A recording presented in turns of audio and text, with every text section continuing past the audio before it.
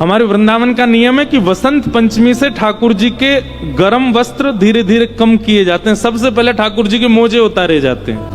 मोजे क्यों? और कई बार ऐसा होता है कि वसंत पंचमी वाले दिन भयंकर कोहरा होता है वृंदावन में, इतना भीषण कोहरा कि आप अपना हाथ नहीं देख सकते आगे, और ठाकुर जी के मोजे उतारने पड़ते हैं।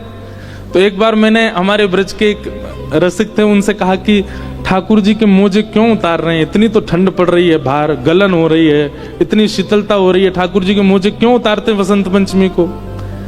कई बार दिन के हिसाब से नियम का पालन नहीं करना चाहिए, वातावरण के हिसाब से भी करना चाहिए। हम सेवा सेवा चिल्लाते हैं सब जगह, ठाकुर जी के सुख का विचार करना चाहिए। बाहर इतना जाड़ो पड़ रहा है, हम ठाकुर जी के मोजा उतार रहे हैं। तो मुस्कुरा के बहुत अच्छी बात बोली, बोले देखो वसंत पंचमी पर मोजा इसलिए उतारे जाते हैं कि जब मोजा उतरेंगे तो ठाकुर जी को ठंड लगेगी, और जब ठाकुर जी को ठंड लगेगी तभी ठाकुर जी ऋतुओं से कहेंगे हाँ भाई जल्दी चलो, अब हमको जाड़ा लग रहा है, अब जल्दी गर्मी लाने प्रारंभ करो।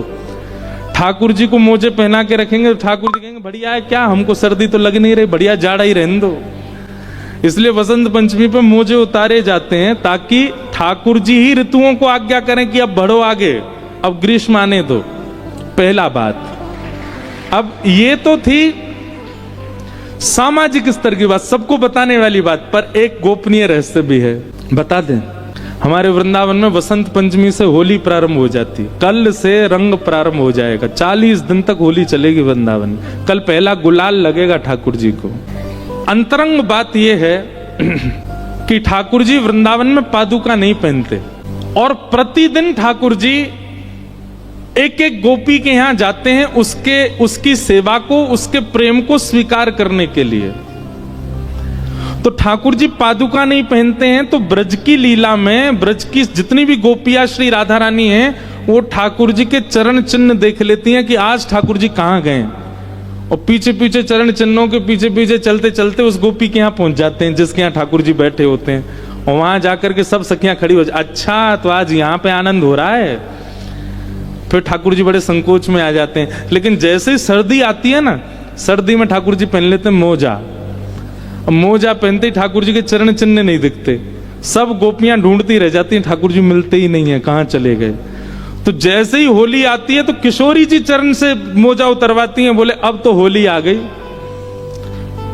अभी तक तो जाड़ा था उसका बहाना था, पर अब होली पे तो ये विशेष कृपा करेंगे गोपियों पर, ग्वालों पर, सखियों पर, इनके मोजा उतारो, कल से ये कहां कहां जाएंगे हमको सब खबर होनी चाहिए, और वहां जाके क्या पा रहे हैं, क्या कर रहे हैं, कैसे नाच रहे हैं। इसलिए किशोरी जी हट बट के ठाकुर जी के मोजा उतरवाती हैं ताकि इनके चरण चिन्ह हमको दिख सके ये कहां गए हैं।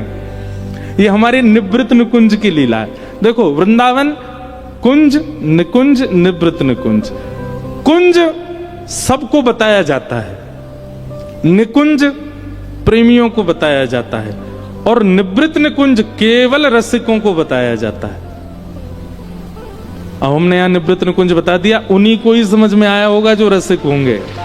ताली आप सब बजा लो, पर समझ में उन्हीं को आई होगी ये बात जो रसिक होंगे, जिनके चित्त में रसिक भाव होगा, उन्हीं को ही पता होगा।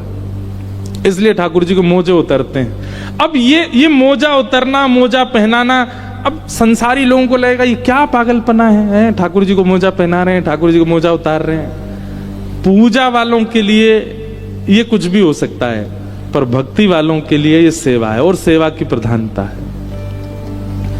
हमारे वृंदावन चंद पूजा नहीं कराते, सेवा कराते, सेवा प्रधान। सेवा में अपना सुख विचार नहीं किया जाता, ठाकुर जी का सुख विचार किया जाता है। जिसमें ठाकुर जी को प्रियता लगे हम वो करें। हाँ, अब जैसे ठाकुर जी को प्रिय लगे ये बात मन में आती है तो एक ही पंक्ति गूंजती है मेरे चित्त में, जिन भेषा मेरो सावरो रीझे, जिन भेषा मेरो सावरो रीझे। हम गाएंगे नहीं, बस ऐसे दोहरा दो हमारे साथ। जिन भेषा मेरो गिरधर रीझे, जिन भेषा मेरो गिरधर रीझे, सोही भेष धरूंगी हो, मैं तो सोही भेष धरूंगी हो। मीराबाई कह रहे हैं, अगर कोई कह दे कि सुंदर साड़ी पहनने से ठाकुर जी रिझते हैं, तो मीराबाई पहन लेती हैं। उनका अपना श्रृंगार नहीं है, वो धारण करती हैं जिससे ठाकुर जी प्रसन्न हो। वो वैसे रहती हैं जिससे ठाकुर जी को प्रसन्नता। कहो तो कुसुमल साड़ी रंगावा, कहो तो कुसुमल साड़ी। और केवल मीराबाई नहीं, हमारे हनुमान जी सिंदूर क्यों लगाते हैं, प्रसिद्ध कथा सबको पता है। एक बार हनुमान जी ने देख लिया कि सीता जी सिंदूर भर रही हैं, पूछ लिया कि आप मांग में सिंदूर क्यों भरती हैं। बोले इसको देख के राम जी प्रसन्न होते हैं, और दूसरी बात इससे ये प्रमाणित होता है कि हम राम जी की हैं। हनुमान जी बोले एक धारा लगाने से इतने प्रसन्न होते हैं और प्रमाणित होता है कि आप राम जी की हो, तो हम तो पूरे अंग पे लगाएंगे। ये हनुमान जी भी गा रहे हैं, कहो तो कुसुमल साड़ी रंगावा, कहो तो कुसुमल साड़ी रंगावा, कहो तो भगवा भेष, कहो तो भगवा भेष। कहो ये क्या है, ये सेवा है, ये पूजा नहीं है, ये सेवा है। और इसी सेवा को क्या कहते हैं, परम धर्म। क्या कहते हैं, परम धर्म। जो सेवा के पथ पर चलने लग जाता है उसकी आत्मा का कल्याण निश्चित है। भागवत जी कह रही हैं, सवई पुंसाम परो धर्मो यतो भक्तिर अदोक्षजे, अहि तुक्य प्रतिहता ये आत्मा संप्रषेदति। देह का अभिमान हम जितना ज्यादा करेंगे उतने ज्यादा संसार में गिरते जाएंगे, और जितने देहाभिमान शून्य होकर के देह ठाकुर जी के तरह से रहे, ठाकुर जी को जैसे प्रिय लगे वैसे रहे, ठाकुर जी को जैसा हम ठाकुर जी के लगे ऐसा देह को रखना, ऐसा प्रसाद पाना, ऐसे ही सोना, ऐसे ही रहना, वही आत्मकल्याण कहलाता है, वो परम धर्म कहलाता है। इस प्रकार सूत जी महाराज परम धर्म का वर्णन करते हैं। आगे भागवत जी में भगवान के 24 अवतारों का वर्णन किया गया। उसके बाद भागवत जी की रचना कैसे हुई इस विषय को बताया गया। भागवत जी की रचना क्यों हुई, ध्यानपूर्वक सुनिएगा। श्री वेदव्यास जी महाराज ने अनेक पुराण लिखे, अनेक ग्रंथ लिखे। वेदव्यास जी की अंतिम रचना है श्रीमद् भागवत। भागवत जी लिखने के बाद वेदव्यास जी ने अपनी कलम को सरस्वती जी में बहा दिया। बोले अब कुछ और लिखना शेष नहीं है, ये सर्वोपरि है, ये संपूर्ण है। भागवत जी की रचना के पीछे मुख्य उद्देश्य क्या है?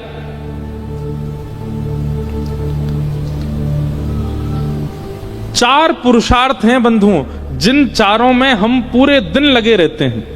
हमारा पूरा जीवन इन चार के पीछे ही दौड़ता रहता है। कौन कौन? चार पुरुषार्थ। सबसे पहला धर्म, दूसरा अर्थ, तीसरा काम और अंतिम मोक्ष। हर व्यक्ति धर्म के पीछे भाग रहा है। एक बात कहें, नास्तिक भी धर्म है, आस्तिक भी धर्म है। आप मंदिर जाते हो, कथा सुनते हो, तिलक लगाते हो, संत जनों को पूछते हो, वैष्णव जनों की बातें सुनते हो, तो आप आस्तिक धर्मावली हो। पर आप मंदिरों को देख के मुंह फेर लेते हो, कथाएं बताएं नहीं सुनते, संत महापुरुषों के प्रति कोई भावना नहीं, तो ये नास्तिक धर्म है, ये भी धर्म है। तो सबसे पहला हम लोगों की गति क्या है? धर्म। अच्छा देखो, धर्म का पालन सब करते हैं। कैसे? भाई सुबह उठ करके कितना भी अधार्मिक व्यक्ति क्यों ना, उसके मन में भी भावना ये आती है कि अब थोड़ा सा मैं ठीक हो जाऊं, थोड़े बाल वाल ठीक कर लूं, थोड़ा नहा धो लूं, अपना मुख पोंछ लूं, थोड़ी परफ्यूम वगैरह ही लगा लूं, थोड़ा कपड़े अच्छे पहनूं। यह भी तो एक धर्म है। शुद्धता का भले ही तनिक भाव है, पर यह भी तो धर्म कहलाता है। हम कह रहे हैं आप नहाते नहीं हो, आप अच्छे कपड़े भी नहीं पहनते हो, आप शौच क्रिया के लिए जाते हो, वह भी तो धर्म है। ये सब धर्म, आप धर्म से कहां तक बचोगे? तो धर्म के अधीन पूरा विश्व है, सब धर्म का पालन करते हैं। कोई शास्त्रीय धर्मों का पालन करते हैं और कोई अशास्त्रीय केवल जीवन धर्म का पालन करते हैं। धर्म का पालन सब करते हैं। अगर इस बात से देखा जाए तो संसार में कोई नास्तिक नहीं है, सब धर्मावली है। धर्म पहला, जैसे मकड़ी जाला होता है ना, ऐसे ही हम मानव भी इन 4 जालों में ही रहते हैं, धर्म अर्थ काम मोक्ष। सबसे पहला धर्म, दूसरा अर्थ। किसी का काम नहीं चलता अर्थ के बिना, सबको चाहिए। चाहे कोई कितना भी बड़ा सन्यासी बन जाए, विरक्त बन जाए, कोई कितना भी बड़ा त्यागी महात्मा बन जाए, पैसा नहीं छूते, चिमटा रखते हैं, उससे उठा के जेब में धर लेते हैं। हाथ से नहीं छूना चाहिए।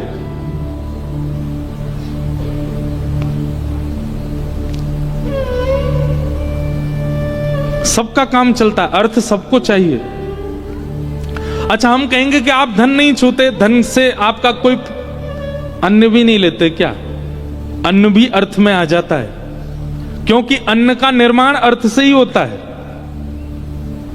तो धर्म, अर्थ और तीसरी बात काम। काम की अनेक परिभाषाएं, एक तो थोड़ी विलग परिभाषा है, पर काम का मतलब कामनाएं भी होती हैं, सबकी होती हैं। कामनाओं के बिना संसार में कोई रह ही नहीं सकता, आप जीवित ही नहीं रहोगे अगर कामना नहीं होगी तो। सबकी कामना होती है। धर्म, अर्थ, काम, और इन तीनों को भोगते भोगते कहीं ना कहीं व्यक्ति के अंदर चौथी भावना प्रकट हो जाती, किसकी? मोक्ष। मुझे मोक्ष की प्राप्ति हो। इन चारों की दौड़ में हर व्यक्ति लगा है, संसार का हर व्यक्ति धर्म, अर्थ, काम, मोक्ष के पीछे भाग रहा है। पर इनके पीछे भागते भागते कहीं ना कहीं उसके चित्त में एक अशांति लगती है। हमको 27-28 वर्ष में अशांति से लगने लगे, कितना भागे, कितना भागे। हमसे बड़ी बड़ी उम्र के लोग बैठे हैं यहां पर। आप लोगों को भी कभी कभी तो लगता होगा यार जीवन क्या है, पर पूरे दिन सुबह उठो, उठ करके ये करो, भागो दौड़ो यहां से वहां, और कर करा के रात में सो जाओ, फिर सुबह से वही क्रम। धर्म अर्थ काम मोक्ष, धर्म अर्थ काम मोक्ष, धर्म अर्थ काम, और अंतिम इच्छा सबकी यही रहती, मोक्ष। इन चारों की दौड़ में कहीं ना कहीं एक थकान का अनुभव होता है, एक अपूर्णता का अनुभव होता है। और वो अपूर्णता किस लिए है कि पंचम पुरुषार्थ जो है उस पर किसी की दृष्टि ही नहीं जाती है। पुरुषार्थ 5 हैं, 4 नहीं। और उस पंचम पुरुषार्थ को जन जन को बताने के लिए भागवत की रचना हुई। और वो पंचम पुरुषार्थ कौन सा है? प्रेम। क्या है? प्रेम। और अभी द्वारिका में कथा थी तो वहां मैंने कहा था कि जब प्रेम पुरुषार्थ का आप पालन करने लग जाते हो तो धर्म, अर्थ, काम और मोक्ष, ये चारों पुरुषार्थ आपके समाप्त हो जाते हैं। बहुत ध्यानपूर्वक सुनिएगा बात को। जब आप प्रेम के पथ के पथिक हो जाते हो तो कई बार प्रेमी व्यक्ति धर्म का चिंतन नहीं करता, प्रेमी व्यक्ति अर्थ का चिंतन नहीं करता, प्रेमी व्यक्ति की कोई कामना भी नहीं होती, और प्रेमी को मोक्ष की भी इच्छा नहीं होती। पंचम पुरुषार्थ प्रेम है, और ये प्रेम शब्द संसार में किसी के प्रति घट ही नहीं सकता, किसी के प्रति नहीं। प्रेम के मुख्य अधिकारी केवल श्यामा श्याम, केवल ठाकुर जी हैं। उन्हीं से ही हो सकता है और किसी से नहीं हो सकता। आप कहते हो आप अपनी पत्नी से बहुत प्रेम करते हैं, पत्नी कहे हम अपने पति से बहुत प्रेम करते हैं। ब्याह होने के कुछ दिन पहले तक ही प्रेम बढ़िया लगता है,